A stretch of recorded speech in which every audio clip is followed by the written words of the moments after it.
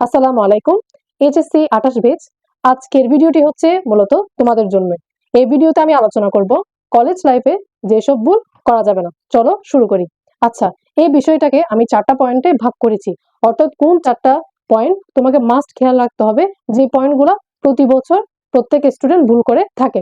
আচ্ছা, কি কি? কলেজ চয়েস, বিষয় নির্বাচন, টিচার নির্বাচন এবং ফার্স্ট ইয়ারে ভালো মতো সময় দেওয়া। কিসে? তোমার পড়াশোনায়। আচ্ছা, আমি এগুলো নিয়ে বিস্তারিত এখন বলবো। কলেজ চয়েসের ক্ষেত্রে তোমাকে কয়েকটা বিষয় খেয়াল রাখতে হবে। দেখো, আমাদের বর্তমান সময়ে বা সমাজে বা সোসাইটিতে, হ্যাঁ, সবাই দেখে যে তুমি কোন কলেজে পড়তেছো, এটা কি গভর্নমেন্ট নাকি নন গভর্নমেন্ট। ম্যাক্সিমাম স্টুডেন্টই চায় তোমার গভর্নমেন্ট কলেজে পড়াশোনা করার জন্য।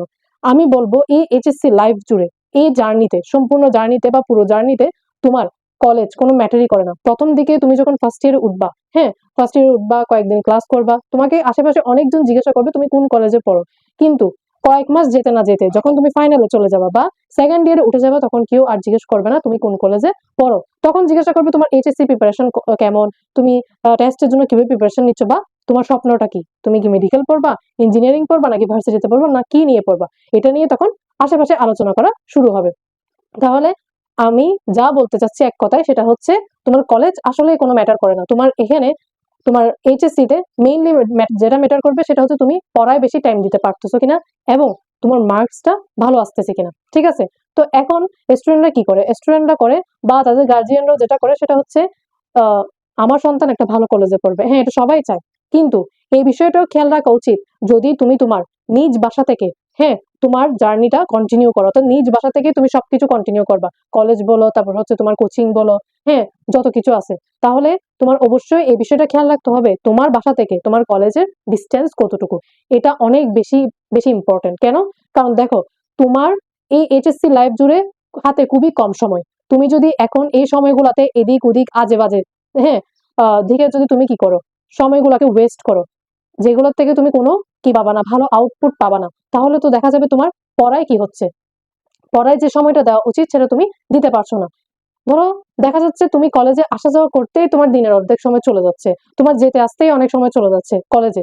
তাহলে এবার ভেবে দেখো তুমি পড়ায় কখন টাইমটা দিবা। তুমি সারাদিন কলেজ করে এসে যখন তুমি ক্লান্ত হয়ে পড়বা, তখন তোমার পড়তে আর মন চাইবে না। আর যেহেতু তোমার ডিস্টেন্সটা অনেক বেশি হবে তোমার বাসা থেকে তোমার কলেজ, তাহলে এখানে আসা যাওয়া করতে তোমার ফিজিক্যাল একটা এনার্জি কি হবে, তোমাকে দিতে হবে, হ্যাঁ, খরচ হবে। তাহলে এই এনার্জিটুকু তুমি কি করতে পারবা, একটু সেভ করে রাখতে পারবা যদি তুমি কি করতে পারো, এই যে তোমার ডিস্টেন্সটা কমাতে পারো। ঠিক আছে? তুমি যদি তোমার বাসার আশেপাশে যদি একটা ভালো কলেজে ভর্তি হও, তাহলে আমি মনে করবো এটা তোমার জন্য বেস্ট হবে। এটা কি নন গভর্নমেন্ট এবার গভর্নমেন্ট, এটা আমি বলবো যেটাই হোক, তুমি নন গভর্নমেন্টে পড়ো বা গভর্নমেন্টে পড়ো, এটা কোনো ম্যাটার করে না।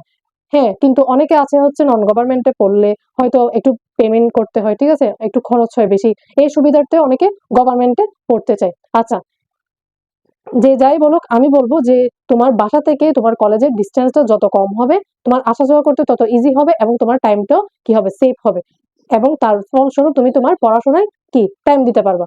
আচ্ছা, এখন কলেজ চয়েসের ক্ষেত্রে আরেকটা বিষয় খেয়াল রাখতে হবে।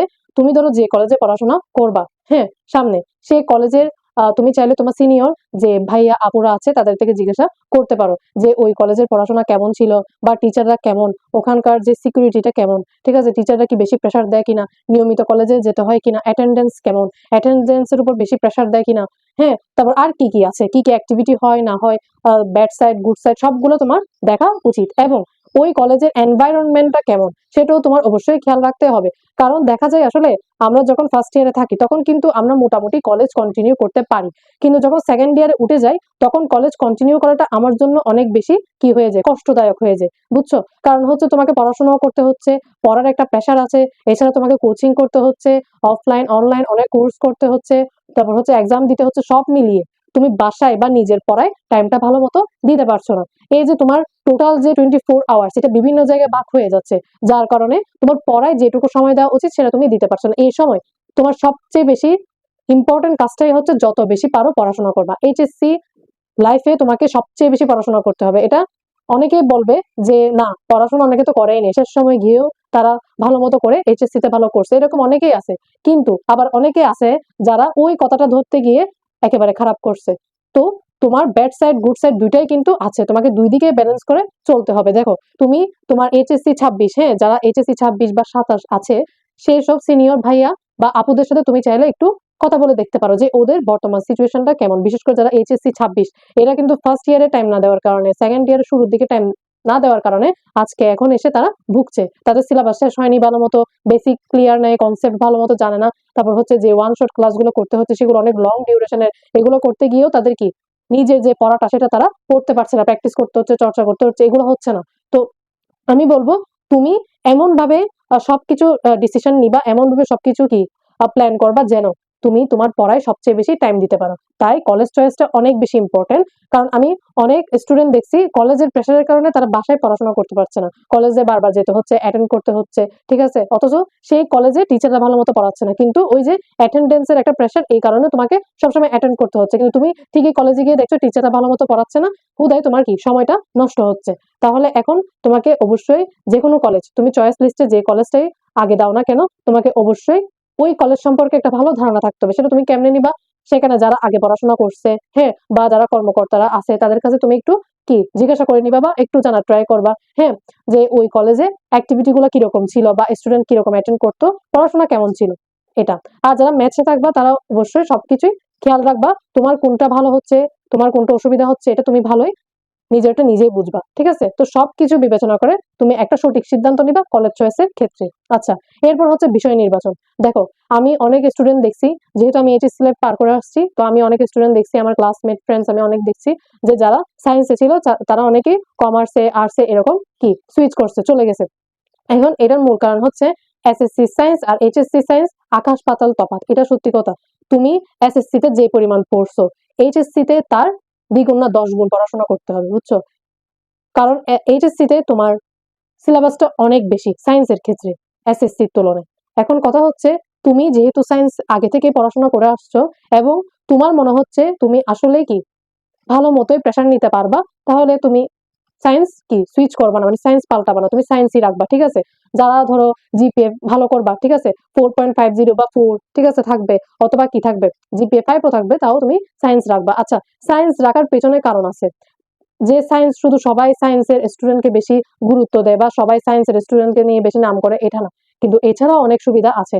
ধরো তুমি সায়েন্সের একজন স্টুডেন্ট, কিন্তু তুমি সায়েন্সের স্টুডেন্ট হয়েও তুমি মানবিক বিভাগ, ঠিক আছে, তারপর হচ্ছে আর্টসের, সবগুলোতে তুমি কি করতে পারবা, তুমি সবগুলাতেই এক্সাম দিতে পারবা। কখন? অ্যাডমিশনের সময়, ঠিক আছে। এই যে আমাদের ম্যাক্সিমাম যারা বিজ্ঞান বিভাগের, তাদের ইউনিট হচ্ছে এ ইউনিট, কিন্তু তুমি চাইলে B unit, C unit, D ইউনিটও চাইলে তুমি সায়েন্সের স্টুডেন্ট হয়েও এক্সাম দিতে পারবা। এটা একটা মানে বড় সুবিধা তোমাদের জন্য, ঠিক আছে। কিন্তু তুমি যদি আর্টস কমার্সের হয়ে থাকো, তাহলে তুমি সায়েন্সের কোনো ফ্যাকাল্টিতে বা সায়েন্সের কোনো কি এক্সামে তুমি অ্যাটেন্ড করতে পারবা না। কিন্তু তুমি সায়েন্সের স্টুডেন্ট হলেও তুমি কমার্স এবং আর্টস এর যে কোনো একটা পাবলিক ইউনিভার্সিটিতে যে কোনো একটা এক্সামে তুমি অ্যাটেন্ড করতে পারবে, অর্থাৎ অ্যাডমিশনের সময়। তাই আমি বলবো যারা সায়েন্সের আছো তোমরা সায়েন্সে থেকো, যদি তোমার জিপিএ 3.50 উপরে থাকে, ঠিক আছে। এর নিচে থাকলে এটা তোমার নিজের সিদ্ধান্ত, তুমি নিজের সিদ্ধান্ত নিবা, নিজে ভালো মন্দ বুঝে তারপর একটা কি ডিসিশনে আসবা যে তোমার কোনটা নেওয়া উচিত। কিন্তু যারা 3.50 এর উপরে পাবা তারা মাস্ট সায়েন্স রাখবা, কারণ সায়েন্স থেকে তুমি পরবর্তীতে সুইচ করে যে কোনো বিভাগে তুমি এক্সাম দিতে পারবা, অ্যাডমিশন, এটা অনেক হেল্প করবে, ঠিক আছে। আর তুমি যদি প্রেশারটা নিতে পারো তাহলে অবভিয়াসলি তুমি সায়েন্স থেকে ভালো রেজাল্ট করবা, যে যাই বলুক তুমি সায়েন্সটা রাখবা। যারা মূলত প্রেশার নিতে পারবা তারা তো রাখবাই, আর যাদের রেজাল্ট 3.50 উপরে থাকবে তারা মাস্ট সায়েন্স বিভাগটা কি করবে না, চেঞ্জ করবে না, ঠিক আছে, বিজ্ঞান বিভাগে থাকবা। আচ্ছা, এরপরে হচ্ছে টিচার নির্বাচন। টিচার নির্বাচনের ক্ষেত্রে তোমাদের অনেকের অনেক ধরনের প্রবলেম থাকে, কারণ হচ্ছে তোমরা যেহেতু নতুন, তোমরা জানো না কোন টিচার ভালো পড়ায়, কোন টিচার ভালো পড়ায় না, যার কারণে আশেপাশে অনেক তোমরা ফ্রেন্ডস দেখো বা সিনিয়র দেখো, হ্যাঁ, ভাইয়া আপুরা দেখো, এদের কাছ থেকে হালকা পাতলা জেনে তোমরা এবার কি করো, ক্লাস না করে ভর্তি হয়ে যাও, ঠিক আছে। ক্লাস ভালো মতো না করে তোমরা কোর্সে ভর্তি হয়ে যাও চোখ বন্ধ করে। ফলস্বরূপ কি দেখা যায়, যখন আস্তে আস্তে কয়েকটা ক্লাস শেষ হয়, তোমরা আস্তে আস্তে বুঝতে পারো যে ওই টিচারের পড়া তুমি আসলে বুঝতেছো না, ওই টিচারের পড়া তোমার বুঝতে গিয়ে অনেক টাইম লেগে যাচ্ছে। এরপর তুমি কি করো, আবার অন্য একটা টিচারের কাছে, তুমি যে টিচারের কাছে আগে ফিজিক্স পড়ছিল কথার কথা, আবার অন্য একটা টিচারের কাছে ওই ফিজিক্সটাই আবার তুমি পড়ছো, যার কারণে দুইটা টিচারের কাছে দুইভাবে তুমি ফিজিক্স পড়ার কারণে তোমার কি হবে, আরো সমস্যা তৈরি হয়ে যাবে, তুমি আরো কি একটা ভেজালের মধ্যে পড়ে যাবে, তোমার এখানেও হচ্ছে না, এদিকেও হচ্ছে না। তো এখন তোমাকে শুরুতেই টিচারটা ভালো মতো নির্বাচন করতে হবে, অর্থাৎ তুমি কোন টিচারের কাছে আসলে পড়াশোনা করবা, হ্যাঁ, কোন টিচারের কাছে তুমি পড়বা বা কোন টিচারের কোর্স তুমি নিবা। এখন সেটার জন্য দুইটা অপশন আছে, একটা হচ্ছে তোমার কি অফলাইন, হ্যাঁ, আর একটা হচ্ছে তোমার অনলাইন। এখন তুমি নিবা কোনটা, অফলাইন নাকি অনলাইন, এটা নিয়েও আসলে অনেকের অনেক মত, ঠিক আছে? তুমি কি অনলাইন নিবা নাকি অফলাইন নিবা? তো আমি বলবো তুমি অনলাইন নাও। কেন? কারণ দেখা যাবে আমাদের অফলাইন করতে গিয়ে ওই যে তোমার যেরকম কলেজে আসা যাওয়া করতে গিয়ে তোমার একটা টাইম লস হচ্ছে, ঠিক সেরকম অফলাইনেও তোমার যাতায়াতেই তোমার একটা টাইম লস হয়ে যাবে। আমি বারবারই বলতেছি এই এইচএসসি লাইফে তুমি চেষ্টা করবা তোমার টাইম যেন কোনো দিকে ওয়েস্ট না হয়। তো এই যে টাইমটা লস হচ্ছে অফলাইনে করতে গিয়ে, যদিও অফলাইন থেকেও কিছু বেনিফিট তুমি পাবা, কিন্তু আমার মতে এই সময়ে এসে অনলাইন করাটাই বেস্ট, ঠিক আছে? অনলাইন করলে তুমি বাসায় থাকছো, বাসা থেকেই তুমি লাইভ ক্লাসটা কন্টিনিউ করবা, তারপর হচ্ছে তুমি অনলাইনে এক্সাম দিবা, হ্যাঁ সবগুলো কমপ্লিট করতে পারবা তুমি তোমার টাইমে, তোমার মন মতো, তোমার যখন সুবিধা তখনই তুমি চাইলে লাইভ ক্লাস বা রেকর্ড ক্লাস যে কোনো একটা করে নিতে পারবা। আর এছাড়া তোমার ওই যে যাতায়াতের যে সময়টা নষ্ট হচ্ছে এটা হবে না। কিন্তু অনলাইন কোর্স যদি তুমি নাও, তাহলে অনলাইন কোর্স নেওয়ার আগে তোমাকে মাস্ট মাস্ট যে টিচারেরই অনলাইন কোর্স নাও না কেন ওই টিচারের ডেমো ক্লাস করবা। তোমার এখন ফ্রি টাইম, দেখো এখন তোমার মোটামুটি ফ্রি টাইম, তুমি চাইলে কোনো স্কিল শিখতে পারো, এটাও বেস্ট। এছাড়া তুমি এই বিষয়টা নিয়ে একটু ঘাটাঘাটি করতে পারো, মানে তোমার যদি অনলাইন টার্গেট থাকে, মানে আমি অনলাইনে পড়াশোনা করব, আমি আমার এইচএসসি লাইফ জুড়ে অনলাইনে পড়বো, তাহলে তুমি এই যে আমরা যেটাকে অ্যাড ট্যাগ বলি, হ্যাঁ, এখানে তুমি বিভিন্ন ভাইয়াদের ক্লাসগুলো আগে একটু করে দেখবা, ফ্রি ক্লাসগুলো করে জাস্ট এটা যাচাই করবা যে তুমি বুঝতেছো কিনা। তুমি যেহেতু একটা নিউ স্টুডেন্ট, একটা নিউ চ্যাপ্টার তুমি ধরবা, তাহলে তোমাকেই ভালো মতো এটা যাচাই করতে হবে যে তুমি আসলে এই চ্যাপ্টারটা বুঝতেছো কিনা। তুমি আশেপাশে কে কি বলছে এটা মূল কথা না, তুমি কতটুকু বুঝছো এটাই হচ্ছে আসল কথা। তোমাকে অনেক ফ্রেন্ডস বলবে এই টিচার ভালো, ওই টিচার ভালো, তুমি ওই টিচারের জনপ্রিয়তা দেখে, অনেক স্টুডেন্ট ফ্যান্স ফলোয়ার দেখে, তারপর হচ্ছে পপুলারিটি দেখে তুমি চলে যাবা, ভর্তি হয়ে যাবা। কিন্তু আসল কথা হচ্ছে তুমি ওই টিচার থেকে কতটুকু ইনপুট নিতে পারতেছো, ওই টিচার থেকে তুমি যে আশায় ওই টিচারের কাছে তুমি গেছো, কোর্সটা নিছো, সেখান থেকে তুমি কতটুকু ফিডব্যাক পাচ্ছ, তুমি কি আদৌ পড়াটা বুঝতেছো, এটা হচ্ছে তোমার কোশ্চেন। তুমি যদি যদি বলো হ্যাঁ তাহলে ঠিক আছে যাও, কিন্তু যদি হয় না তাহলে তোমাকে আগেই অবশ্যই যাচাই ক্লাস করে নিতে হবে। তো তুমি কয়েকটা টিচার সিলেক্ট করবা, সেই টিচারের প্রত্যেকটা টিচারে তুমি ইউটিউবে অনেক ফ্রি কন্টেন্ট আছে, ক্লাস আছে, তুমি এগুলো ডেমোগুলো করে দেখবা। করার পর যদি তোমার মনে হয় ওই টিচারের ক্লাস আসলে আমি বুঝতেছি, দেন তুমি ওই টিচারের কাছে পড়বা, ঠিক আছে? অনেক টিচারের কিন্তু পপুলারিটি খুবই কম, হ্যাঁ, কিন্তু তা সত্ত্বেও তারা কিন্তু অনেক ভালো পড়ায়। তো তুমি যদি ওই টিচারের পড়ায় বুঝো তাহলে ওই টিচারের কাছে ভর্তি হবা। এখানে তো প্রশ্ন আসতেছে যে কোন টিচার ভালো পড়ায়, কোন টিচারের কাছে তুমি বুঝতেছো। এখন তুমি বলবা আমাকে, তাহলে আপু তাহলে ওইসব মানে স্টুডেন্ট গুলো যাচ্ছে কেন, যাদের ফ্যান্স ফলোয়ার বেশি ওখানে কেন স্টুডেন্ট বেশি যাচ্ছে, ঠিক আছে? ও নিশ্চয়ই ওই টিচারটা ভালো পড়াচ্ছে। সেটা আমি বলবো হ্যাঁ অনেক টিচার ভালো পড়াচ্ছে তাই স্টুডেন্টরা ওই টিচারের কাছে পড়তে যাচ্ছে, কিন্তু কথা হচ্ছে সব স্টুডেন্ট তো আর একইভাবে বুঝবে না, সব স্টুডেন্টের বোঝার ক্যাপাসিটি স্টাইলটা ভিন্ন ভিন্ন। তো তোমাকে তোমারটা বুঝে নিতে হবে, তুমি আগে যাচাই ক্লাসগুলো করে দেখবা, ডেমো ক্লাসগুলো করে দেখবা, তারপর তুমি সিদ্ধান্ত নিবা যে কোন টিচারের ক্লাস তোমার ভালো মনে হচ্ছে, কোন টিচারের ক্লাস তুমি ভালো মতো বুঝবা, ঠিক আছে? বাকিরা কি বলছে এটার দিকে খেয়াল দিবা না একেবারে। আচ্ছা, এরপর হচ্ছে ফার্স্ট ইয়ারে ওই যে পড়ায় ভালো মতো সময় দিতে হবে, এটা আমি শুরু থেকে বলে আসতেছি। কেন? কারণ হচ্ছে আমি এখন অনেক স্টুডেন্ট দেখছি যারা সেকেন্ড ইয়ারে পড়াশোনা করতেছে বা হচ্ছে সামনে এইচএসসি দিবে, এদের ম্যাক্সিমামের সমস্যা এরা বেসিক কিছুই পড়েনি, মানে বলতে গেলে ফার্স্ট ইয়ারের সিলেবাসে শেষই হয়নি, হয়তো একটা চ্যাপ্টার দুইটা চ্যাপ্টার এরকম করছে। কারা? যারা এইচএসসি 27 বেচ আর এইচএসসি 26 বেচ যারা আছে এরা মোটামুটি আইডিয়া আছে, কিন্তু ওই যে ওয়ান শট ক্লাস করতে করতে এরা পাগল হয়ে যাচ্ছে। ওয়ান শট ক্লাসের পেছনে দৌড়াতে দৌড়াতে এদের যে নিজেদের নিজেদের পড়াশোনায় যে সময়টা দিতে হবে এরা সেটা পারছে না। তো এখন তোমাকে যেটা করতে হবে, তুমি যদি ফার্স্ট ইয়ারের একদম শুরু থেকে ভালো মতো সময়টা দিতে পারো, একদম ভালো মতো একদম সিরিয়াস, হ্যাঁ, তুমি সিরিয়াসলি পড়াশোনা যদি তুমি করো, তাহলে তোমার ফার্স্ট ইয়ারের ফাইনালের আগেই তোমার ফার্স্ট ইয়ারের সিলেবাস শেষ হয়ে যাবে। তাহলে তুমি খুবই রিল্যাক্স থাকবা, তোমার বেসিক শেষ, কনসেপ্ট শেষ, তোমার সিকিউ সলভ করা শেষ, এমসিকিউ সলভ করা শেষ, এটা ভালো না? তুমি এইচএসসি 3 মাস আগে খুব ফ্রিলি কোনো হতাশ বা ডিপ্রেশন টেনশন ছাড়াই তুমি তোমার প্রিপারেশনটা আরো ভালোভাবে নিতে পারবা, ঠিক আছে? তো তুমি যত বেশি এটা আগে থেকে বুঝবা ততই তোমার জন্য এটা কি হবে, উপকার হবে, তাই না? তত ইজিলি তুমি কি করতে পারবে, তোমার এক্সামে ভালো স্কোর তুলে আনতে পারবা।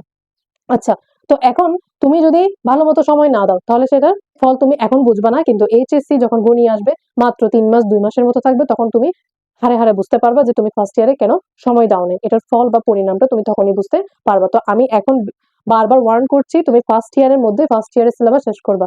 এখন অনেক কলেজে এক এক রকম সিলেবাস থাকে, এক এক কলেজে কিরকম, ধরো ফার্স্ট ইয়ারের কিছু অংশ সেকেন্ড, অর্থাৎ ফার্স্ট পেপারের কিছু অংশ সেকেন্ড পেপারের কিছু অংশ এরকম মিক্সড করে দেয়। যদি এরকমই মিক্স করে দেয় তাহলে এরকমই প্রিপারেশন নিবা, সমস্যা নেই।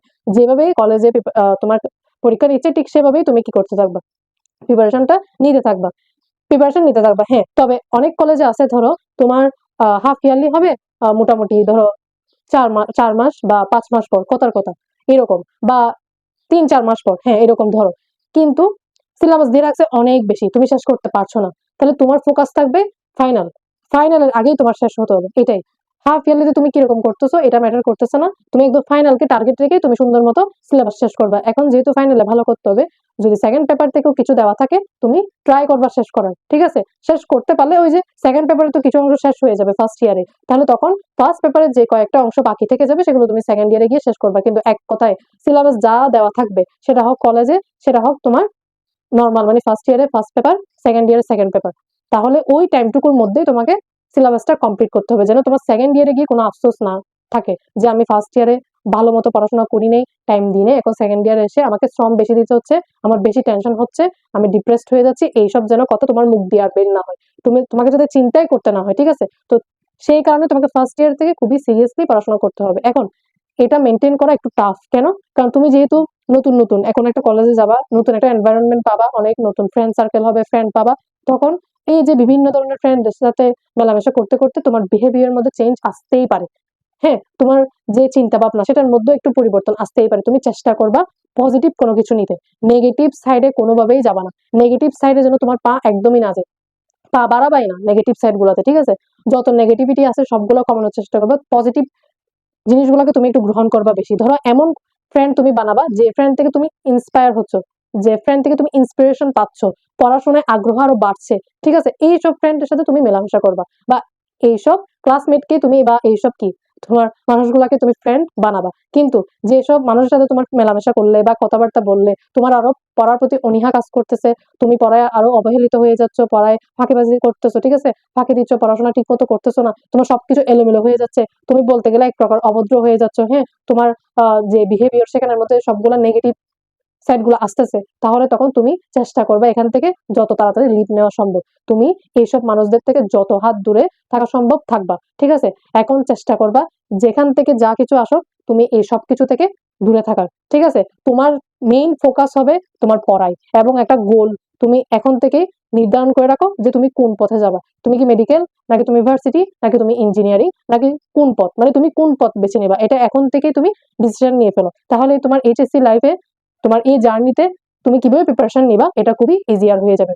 তো আশা করি এই ভিডিওটা থেকে তুমি মোটামুটি বুঝতে পারছো বা কিছু শিখছো যে আসলে কলেজ লাইফে আমাকে কি কি স্টেপ নিতে হবে, কোন বিষয়গুলোতে আমার বেশি খেয়াল রাখতে হবে বা বেশি প্রাধান্য দিতে হবে, এবং কোন বিষয়গুলো আমাকে স্কিপ করতে হবে, কাদের সাথে মেলামেশা করতে হবে, কাদেরকে আমার আমার জীবন থেকে দূরে রাখতে হবে। এইসব বিষয়গুলো আমি মোটামুটি এই সংক্ষিপ্ত, হ্যাঁ, একটা ভিডিওতে মানে খুবই শর্ট টাইমে আমি বোঝানোর ট্রাই করছি। আশা করি ভিডিওটা তোমার অনেক উপকারে আসবে, আর যদি উপকারে এসে থাকে তুমি তোমার বন্ধুদের শেয়ার করবা, এবং এবং যারা ভিডিওটা দেখছো তোমরা কমেন্টে জানাবা কে কোন বেচ, হ্যাঁ, আর কোন বিষয় নিয়ে নেক্সট ভিডিও লাগবে সেটা অবশ্যই আমাকে জানাবা। ধন্যবাদ সবাইকে, আসসালামু আলাইকুম।